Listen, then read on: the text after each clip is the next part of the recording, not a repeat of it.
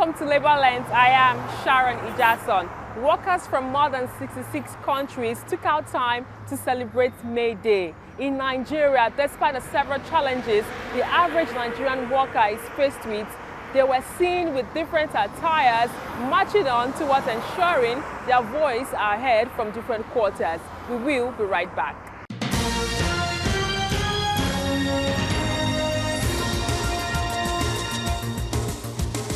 For the union makes us strong. Another May Day celebration for workers across the globe to gather and reflect on the gains attained and challenges facing them.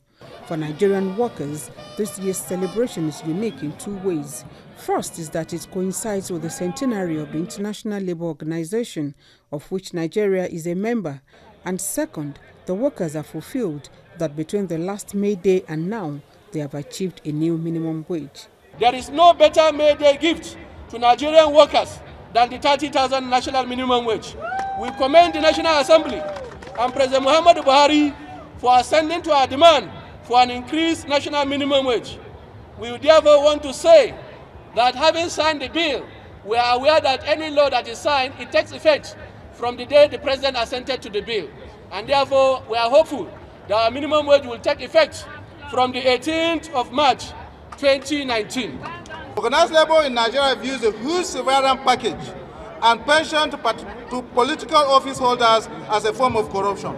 It is even more disturbing when many of the recipients of these self-sponsored and self-benefiting allowances are state governors, who left office with a pile of unpaid salaries, gratuity, and pension liabilities. The Buhari administration exalts the place of the ILO as it clocks 100 years. It is joined by the umbrella body of private sector employers in assuring workers of the readiness to implement the new minimum wage. We'll continue to commit ourselves to the cause of improving the lot of every working Nigerian and providing for those who cannot work. A new national minimum wage, which Mr. President signed into law a few days ago, shall be fully implemented by the current administration. The workers' representatives can now directly approach the National Industrial Court of Nigeria on matters concerning non-compliance with the provisions of the new Minimum Wage Act. Penalties for default have also been reinforced. National minimum wage is not basically a general salary increase, but an amount below which no employer should pay. We as employers have committed ourselves to the implementation of the national minimum wage. We urge our comrades that survival of enterprises should be paramount in the minds of all of us. Labour canvasses industrialization and creation of decent jobs and a turnaround in critical sectors of the economy, including education, health and energy. The theme for this year's celebration is another 100 years of struggle for jobs, dignity and social justice in Nigeria.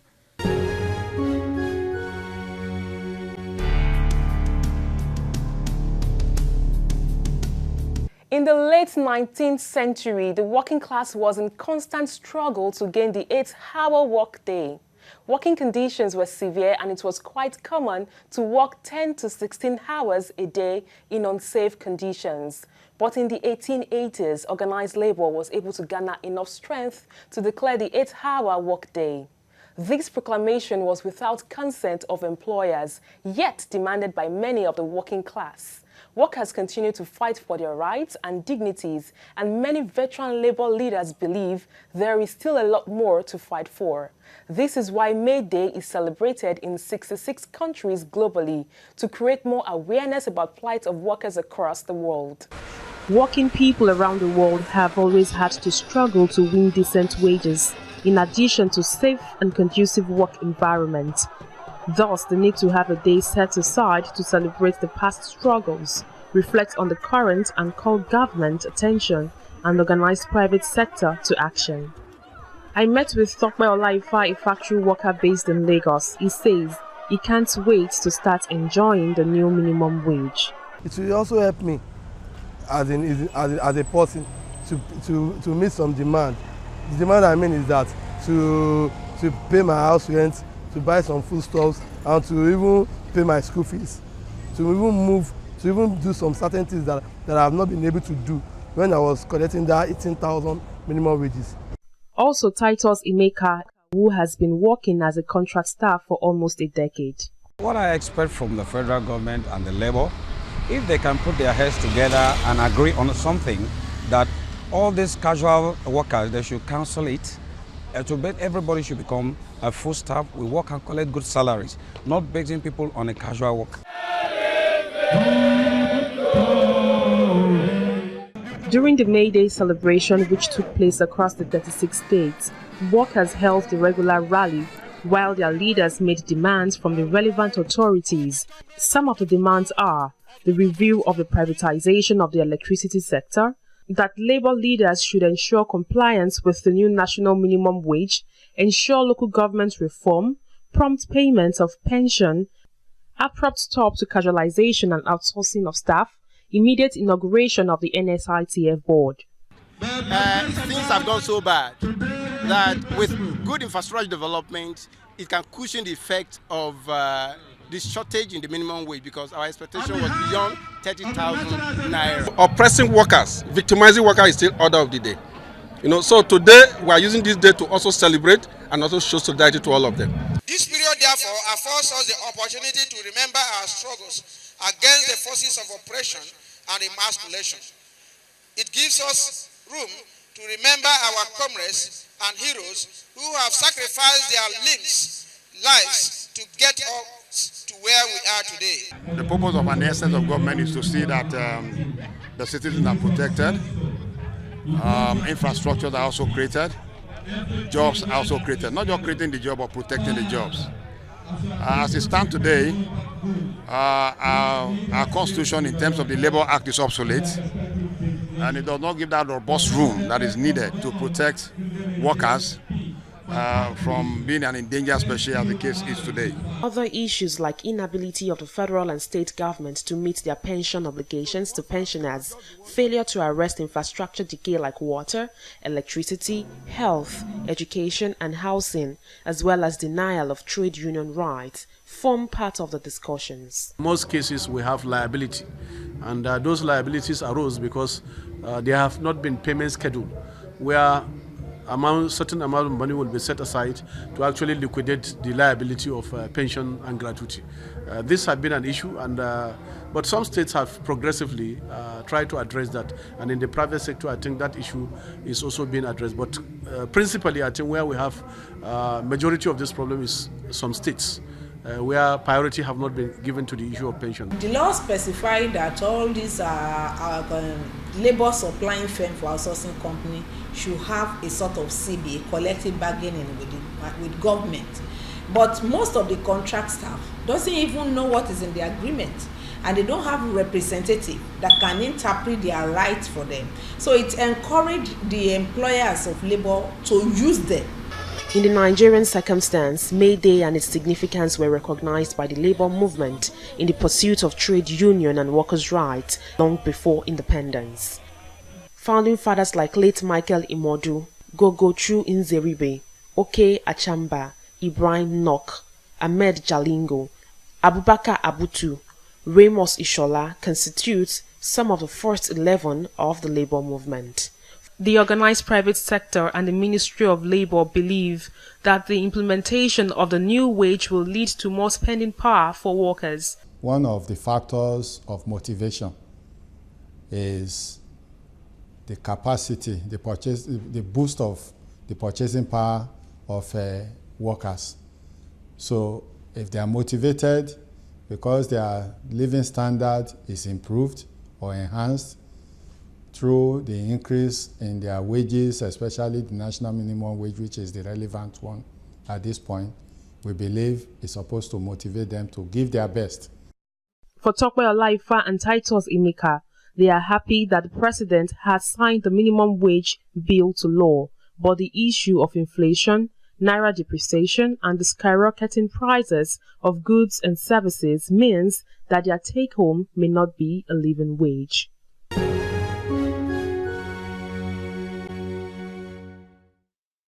I will want to call on our members not to lose hope in any way. because the adjustment of the CONHES was a mutually entered agreement. The federal government, through the midwifing of the Federal Minister of Labor at that time, entered into that agreement, and there is no way they can turn back to deny it. Though they've made attempts to deny it, we have also proved that beyond reasonable doubt that an agreement was entered. So we are still hopeful. And at the ADR, why we rejected the proposal is because of the express display of inconsistency on the part of the Federal Ministry of Health and Labor, who are conniving because they are all professional colleagues and are members of a body that would not want this to be implemented. It is expressly clear too that the lies they made in the name of Mr. President, that Mr. President had no ability to pay that, even though the health sector, as they claimed, is so critical. The President, in his good heart, and as usual, because he likes helping those who are downtrodden, he has proved them wrong. He has told Nigerians in general that he never sent them to say that, because within the period they were saying the federal government do not have the money to pay, to implement that agreement. The President benevolently provided much more money for aviation retirees that were retired decades before him. And he came in. He never signed an agreement with them. He released money for them.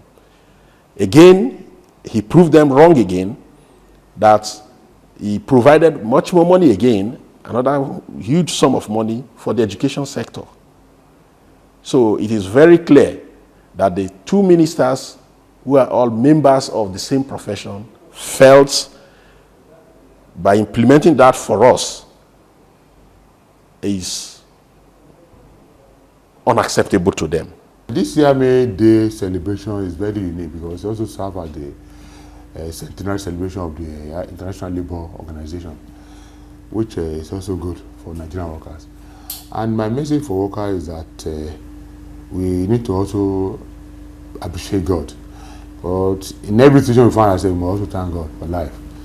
And that they are doing everything humanly possible to endure, to persevere in the face of daunting challenges, economic challenges. And it also goes to government that at every level, that like the word of God said that a liberal deserves his wages. We must say, we can also make sure that somebody has been working for 30 days. That should be our first priority. You pay them their wages, whatever remaining, you can now start paying. Let government at every level make the issue of payment of salaries their priority before even they as appointees and political officers. That it will be good, so that with that, God blessing continue to be with them. And for the government, we sincerely appreciate them through the collaboration of our labor centers, the NLC, TUC, and the NECA and everybody for the issue of the minimum wage. It's long overdue, but at least it's better than nothing. And I believe that with this, looking at the commitment and sincerity of the federal government, we are not speaking for them. We also know that the federal government is committed to paying that, but also use this forum to appeal to all the state governors that those are the blessings Allah has for life. Pay them the entitlements, pay them what is due to them, and to generate revenue. When God says that you are taking care of the worker, He will give you wisdom, give you knowledge to expand, to be focused, and generate revenue to continue to be paying them. On the issue of consequential adjustments, and on this front, we've been very proactive about it. We've submitted our own demand over 9 months ago. We gave reminders, and we were told that we should wait for the minimum wage, since that will influence what we will be agreeing upon as the benchmark. That is grade level 1, step 1. And we are appealing to government to open up negotiation so that we can now agree on what other grade levels would earn now. Because when you were at 18,000 naira, the federal minimum was 18,900, and so on and so on. So now that the minimum has come to 30,000, we are going to negotiate a new minimum for the federal, and now this thing will affect other grade levels. So we've submitted our own proposals. So when we enter the negotiation, so let's see what we are able to arrive at. So it is whatever we arrive at, that is when the National Salaries, Incomes and Wages Commission, which is also going to be part of that negotiation, will now issue an enabling circular, which all MDAs will have to key into as the new ruling wage structure in the service. So that is the procedure, and we believe very strongly as soon as we are able to get that, then we'll arrange a forum for our people across the states so that we'll be able to guide them on how they will go about their own respective negotiations in the state.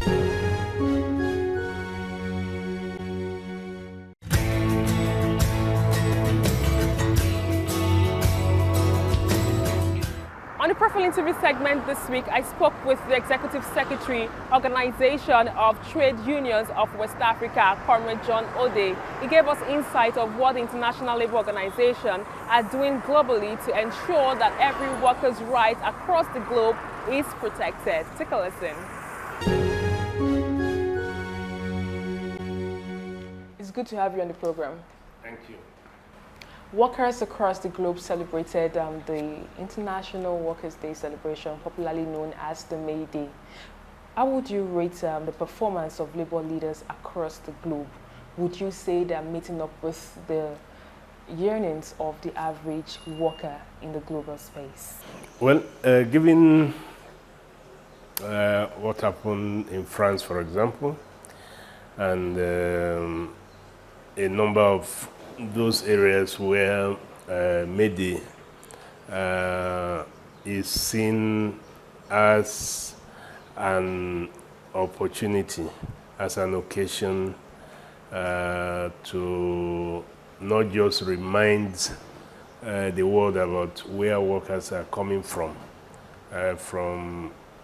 some of them workers having to work sometimes for as many as 20 hours a day before the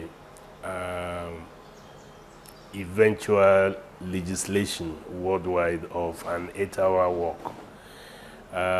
When you have the type of active contestation of workers against the policies of the powers that be, in the case of France, with the yellow vest protests that have been on for every weekend for the last 6 months, and which during on May Day again was replayed. It just showed the fact that the struggle of workers worldwide is still very much on for improved social conditions and for improved take-home pay.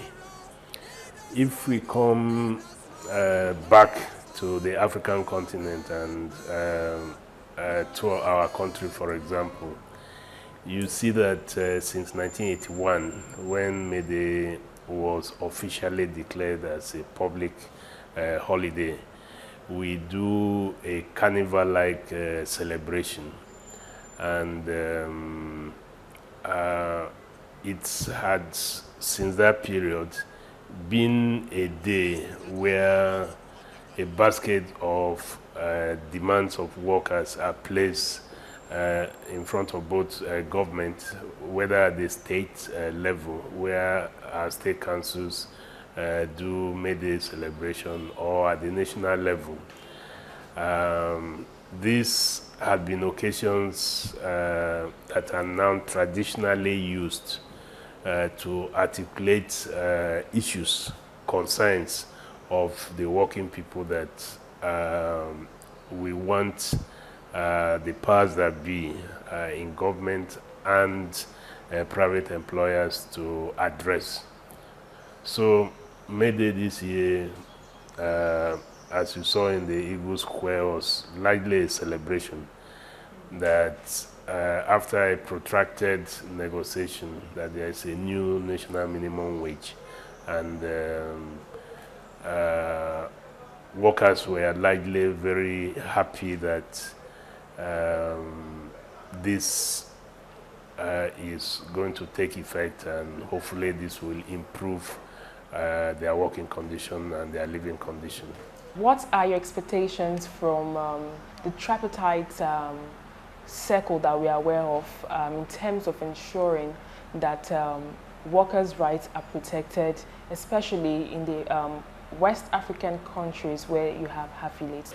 Like I was saying at the beginning, the concerns of workers across the world are largely the same.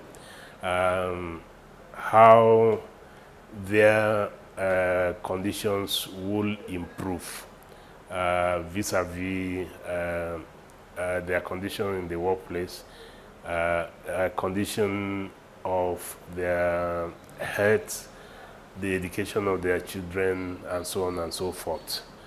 So, for example, in Sierra Leone, it's have been a celebration that was anchored on giving a series of demands to the new government, because there have been a change of government in the place. There have been concerns about increase in VAT, which, like in the Nigerian situation, there have been all sorts of rumors. And where you have a new national minimum wage, now there are rumors about increasing VAT, which will be like giving with one hand, taking with the other. There have been rumors in Nigeria about increase in price of petroleum products, which traditionally have been a flashpoint in the relationship between government and the unions. So it is hoped that this type of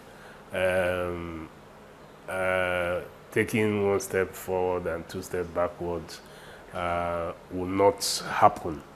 And the May Day in the various West African countries, including Nigeria and Ghana and Sierra Leone, and in the French countries, have all tried to draw attention to peculiar national situations.